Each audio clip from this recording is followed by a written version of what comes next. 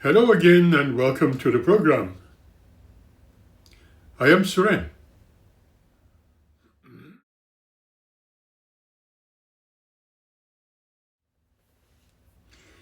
The question is still creeping up from time to time, and quite often, in our current days, it is often thought of.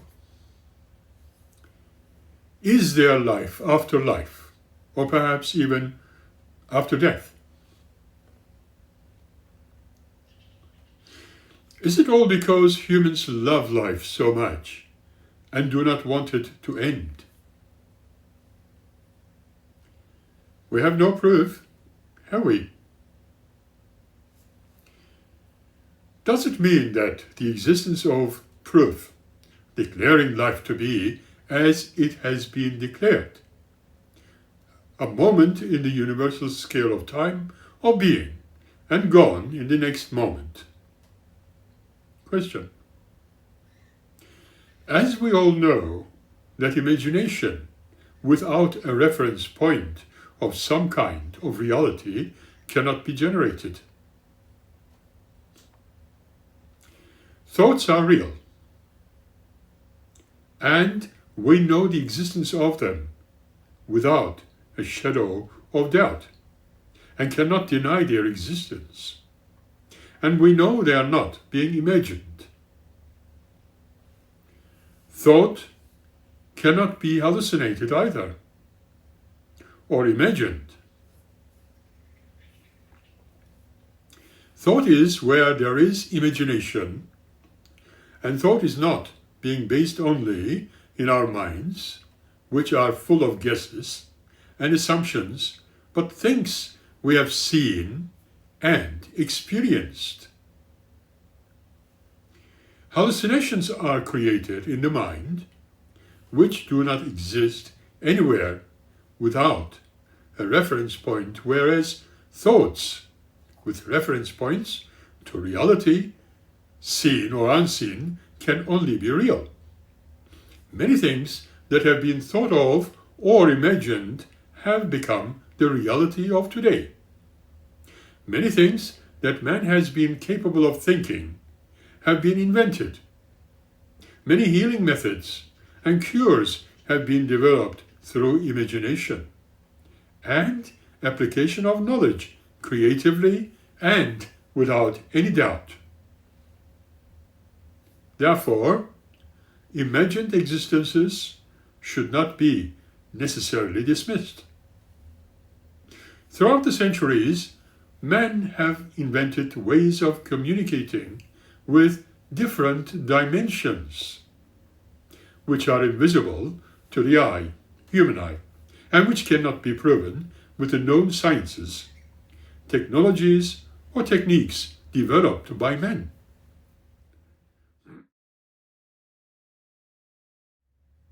We came as human beings a long way since the times of early humanity. We don't even know what was before development of current humanity and has been introduced to planet Earth. We cannot even guess where there is no proof of anything, even to indicate that there could have been some existence before men, and many things have always been imagined through thought of circumstances. Same things such as protecting one's family, protecting one's self, like all other animals, have been made by some means, and in this case, by nature, through selection of species. And it was the survival of the fittest, again, as it has been thought of, as all mammals, all animals, creatures of all kinds on the surface of the earth and in the oceans, and those which fly, having the inbuilt instinct of protecting, leading to building nests, places to sleep, places to live, places to eat. Humankind, streaming from the flow of life, brought in the same protective feelings, and has not grown out of it yet. Even now, thinking of annihilating the others in order to survive only protecting their own interests. After having achieved it all, one expects that humanity is about to take the next step of living in peace. However, humanity has considered the existence in the afterlife after all. I believe all their beliefs confirmed this. If that is all based on nothing but imagination, and if not hallucination, how can it be possible at all? Even the thought of it, if there was no realism somewhere along the line, and which the human mind has not yet discovered, although it has always been with them, and the knowledge has been buried in a chest of puzzles, as some human geniuses and thinking minds have suggested. Things which were not explainable. Were they, the human thinkers, only guessing, only assuming, only simply imagining? Let's look at these issues a little more in detail, shall we? The idea that people can communicate with other dimensions, say after death, is a belief rooted in various spiritual and philosophical perspectives, often intertwined with near-death experiences and channeling. Well, not scientifically proven, proponents suggest that the consciousness may transcend the physical body and continue to exist in other realms, potentially allowing for communication with the living.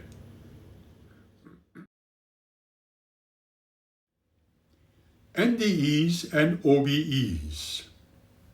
NDEs and OBEs are often cited as evidence for the possibility of consciousness surviving death. 1. People who have experienced NDEs, near-death experiences, sometimes report a sense of leaving their body, encountering beings, or traveling through tunnels. These experiences, while intensely personal, sometimes interpreted as glimpses into another dimension or realm.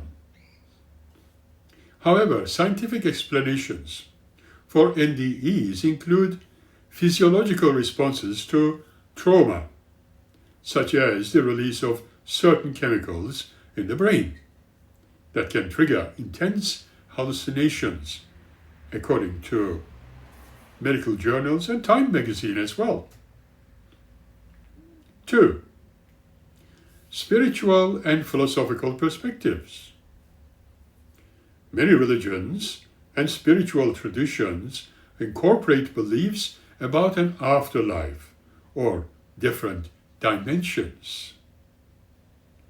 These beliefs often involve the concept of a soul or spirit that survives the death of the physical body. Some traditions suggest that the deceased can communicate with the living through various means, such as mediums, or through science and synchronicity. For example, some believe that the loved ones may appear in dreams, send subtle signs to reassure the living of their continued presence. 3. Mediumship, channeling, and spirit communication. Mediumship is the practice of attempting to facilitate communication between the living and the deceased. Mediums or channelers claim to be able to connect with the spirit of the dead and convey messages to their living relatives. Well, some find this comforting and helpful in the grieving process. Others are skeptical and attribute these experiences to psychological factors, or even deception. Scientific evidence for mediumship is very limited, and many scientists attribute claims of spirit communication to psychological factors like, shall we say, wishful thinking, heightened suggestibility, or misinterpretation of sensory experiences. 4. Quantum theory and multiple universes. Some individuals have proposed that quantum theory and the concept of multiple universes could provide a framework for understanding how consciousness might survive death and potentially interact with other dimensions. For example, one theory suggests that consciousness could transfer to another universe upon death, perhaps even a similar one to the one we inhabit. These ideas are highly speculative and not widely accepted within the mainstream scientific discourse, understandably. 5. The role of grief and the imagination. Grief can play a significant role in the experience of feeling connected to the deceased loved ones. The intense longing for contact with the deceased can lead individuals to imagine conversations, seeing them in dreams, or interpreting coincidences assigned from beyond. While these experiences can be comforting, it is also important to acknowledge the role of grief and the power of the imagination in shaping these perceptions.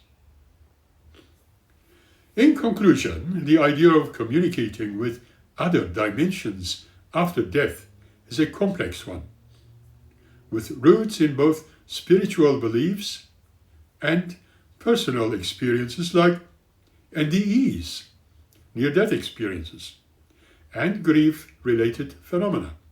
While some find solace and meaning in these beliefs, it is crucial to acknowledge the lack of scientific evidence and the potential role of psychological factors in shaping these perceptions.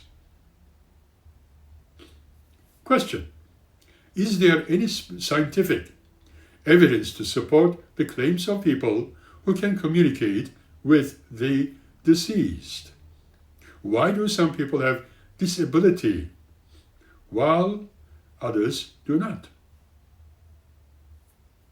One can only relate as what has been happening to some people for many years. Leah M., the nurse, says these words: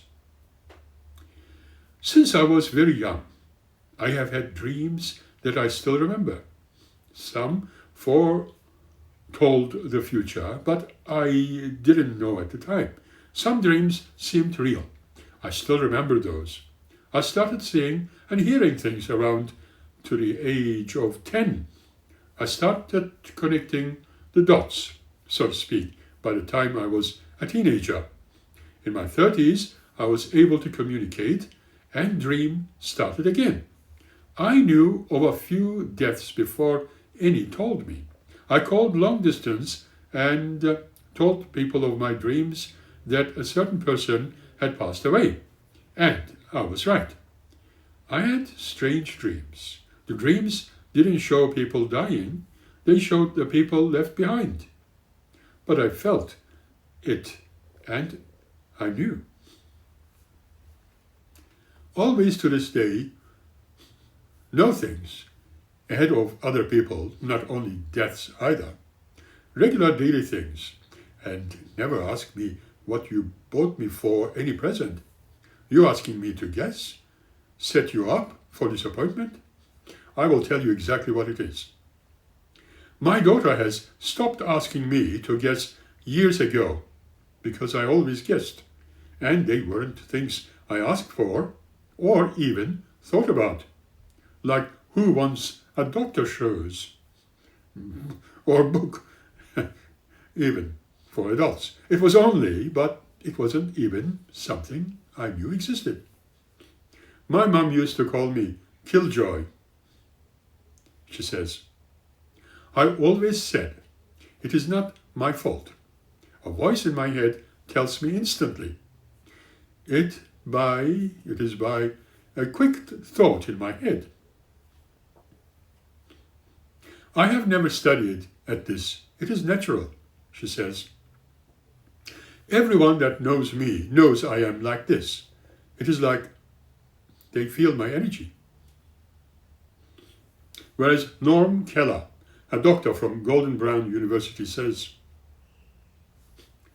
why did you ask for evidence, then claim that people have their ability?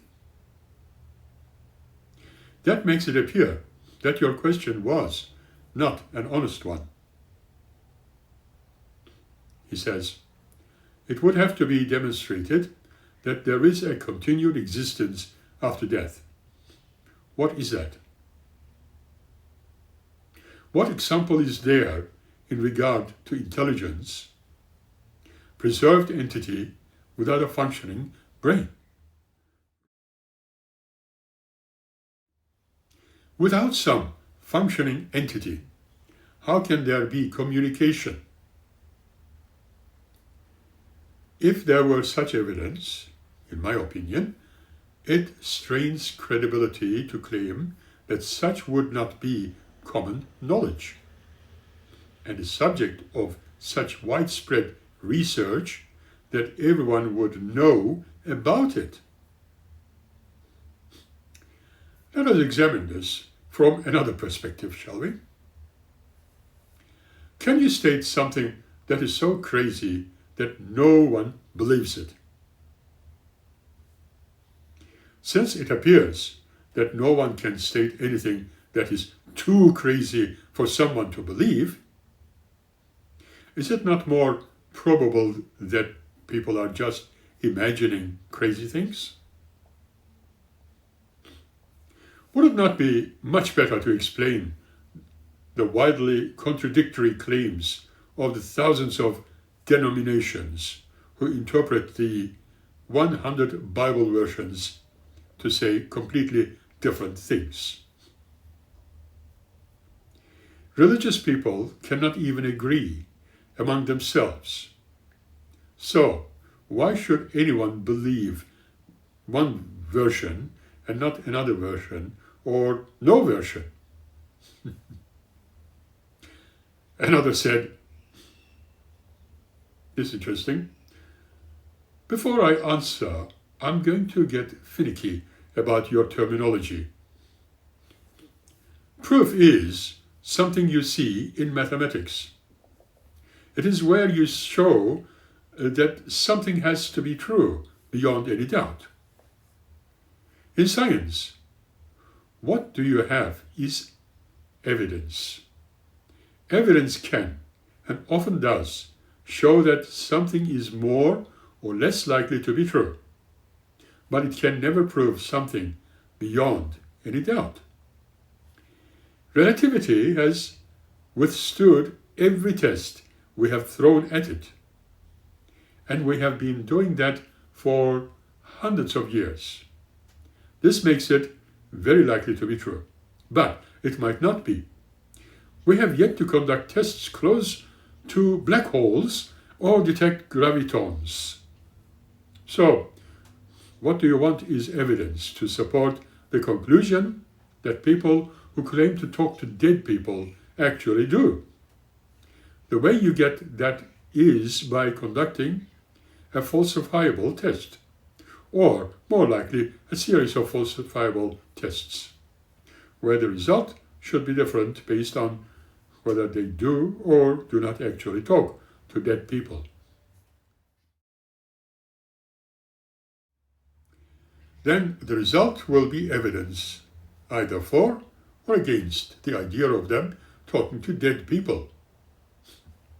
Of course, it is not very strong evidence. So then, you have others reviewing your experiments and try to replicate them.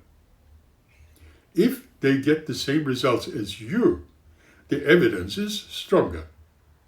The evidence cannot ever be sure beyond any doubt, but it can be pretty sure if the experiment is repeated enough times. Chris Jones says, people who claim to speak to ghosts are using one of two possible methods. Cold reading, where they throw possibilities at the dartboard, figuratively speaking, and see how the other party reacts. Often they play with probability, like guessing at names that are common. I'm getting a name starting with an S, maybe Sarah, or Sally, or Suren, or illnesses that are common. He's pointing to his chest. Maybe he died of something having to do with his chest. Sometimes they can tailor the narrative to things they can discern about the person. Demographics, socioeconomic profile, jewelry, etc. Usually they use whatever the other party says or reactions to hone in on it. If they get a message, they quickly move on and try alterations until it turns into a hit. They depend on the sitter to forget to miss and remember the apparent hits. I have seen where people who thought the psychic or medium nailed everything went back and listened to a recording only to find that they missed an awful lot and adjusted into its based and responses. This type of reading is the most frequent. This technique is used by both psychics who just claim to be able to get information from whatever, not ghosts necessarily, and medium who claim they are being informed by someone deceased who has a connection to the sitter. Hot reading. Like cold reading, except you are being actively researched in advance. If they know you will be showing up for a consultation, they might look you up on Facebook or wherever else they can gather information all about you. If you are going to the show, say Teresa Caputo, as the writer says, or John Edwards, they might have people mixing with the audience out in the waiting area, where either eavesdropping or maybe just chatting it up. Look up Operation Pizza Roll, where a group created fake Facebook profiles populated with facts and then signed up under those names to see one of the well-known mediums at a big public show. And mediums hone in on some of them during the session and was identifying the planted facts from Facebook, proving that he was hot reading. At another show, some leaked fake information while waiting in line outside only to have that directed at them later on. So, no, they do not have any scientific evidence. And there is evidence to the contrary. Some people who are skilled in these techniques but not claiming to actually have powers can put on shows that are just as compelling. One person I have met said that when he was doing one of these things just to prove how cold reading can come across as real reading, people being read who were believers in psychic phenomena insisted he really hit the power and accused him of not admitting to that. If anyone believes that can produce scientific evidence of mediumship or so-called psychic reading, testing under agreed upon controlled conditions, to eliminate possibility of cheating. You know, that they can win 500,000 from the CFIIG, Center for Inquiry Investigations group on the West Coast through preliminary testing can be done elsewhere. Todd Gardner works on hieroglyph photography, said once, "Science has never been able to confirm or verify any claim of conversing with the dead. Instead, has revealed dozens or hundreds of charlatans who are faking speaking with the dead. So, without proof that this can happen, and proof that many people that claim to be able to do this are faking, the simplest explanation is that this is impossible. No one can do this, at least scientifically. Without the ability to confirm that this is a real thing, they are incapable of observing it in order to determine how it happens.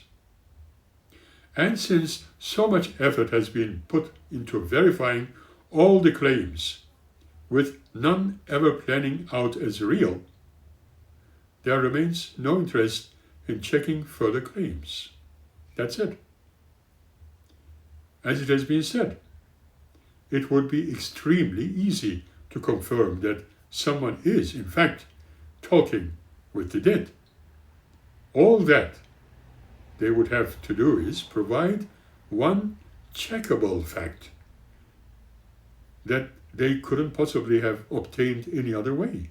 And, of course, have it verified by independent investigators.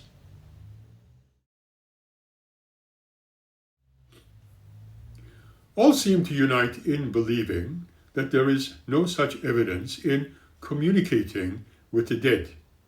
However, one question still remains. Is it possible to communicate with the living, but existing elsewhere within the cosmos? That's a good question. It brings us to the subject of SETI. Our scientists are conducting research and ways of communicating with intelligences from elsewhere in the universe. Although we are certainly lacking knowledge, if we are already being contacted, but due to our lack, we are still waiting to detect signals from different planetary systems. We will hopefully soon be able to establish such curiously expected outcomes, and hopefully in a more peaceful ways, as we have no idea what truly exists out there. Are we perhaps already being spoken to by other means our sciences are incapable to accept, even perhaps considering it all as yet another hallucinated or even psychic experience?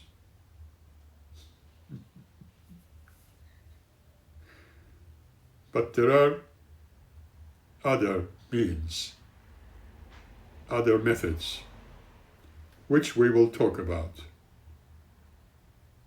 by the next episodes. We will see you again by the next episode. Until then, keep smiling, be happy, and thank you.